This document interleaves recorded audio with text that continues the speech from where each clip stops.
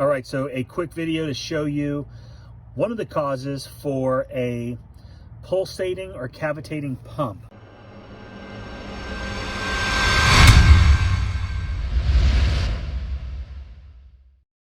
We were doing some surface cleaning and the pump was just cavitating like crazy. Pressure going in and out, pulsing, and you could feel it, you could hear it, you could see it. And unfortunately, because I was not the smartest guy, I forgot to put an inline filter on my water tank on this backup pump. And this is what happens. You can actually see everything in there. There is a bunch of muck that went from the tank into the pump and is causing that check valve not to work properly. And I can tell just visually that this one is going to have the same issue. The center one did not. This is a prime example of why you should have an inline filter. I'm going to clean everything out, check the O-rings, put it all back together, and fire it up. I'm also going to run down to L&H Industrial and buy an inline water filter. I should have done that in the first place. One thing that I don't like to do is have really sharp turns in any of the water supply lines. Now this is a little excessive, but this is a smaller trailer and there is not a whole lot of real estate. So I have just looped this, no restrictions in flow. So I'm going to cut this and put in the filter.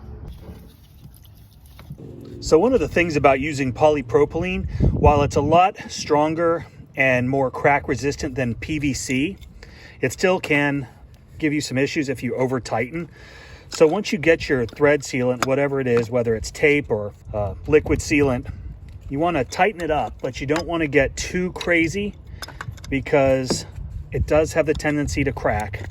And that's the last thing that you want to happen after spending a couple bucks on new fittings and a new filter. So that should do it. Next thing we're going to do, as you can see right there, there is an arrow, and that is the flow of water. Now there is not a check valve in there, but you will lose some of that flow if you install it wrong. So make sure the arrow is pointing towards the pump and away from your tank. It's just the opposite as your chemical injector, where the arrow goes away from your pump towards your gun. Now, one thing that I have run into before, and anybody that's ever installed some kind of fitting or a filter or really anything in line, is water flow has an issue when there is air in the line. So my tank is empty right now because it's empty.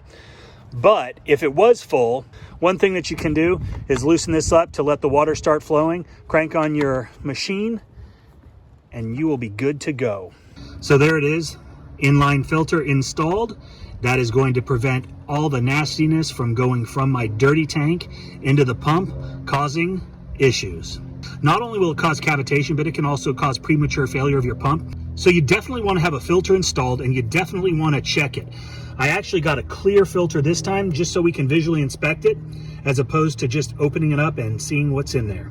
All right, guys, I hope this one helped. Hit that subscribe button, leave us a comment, give us a thumbs up, but most importantly, have a great day.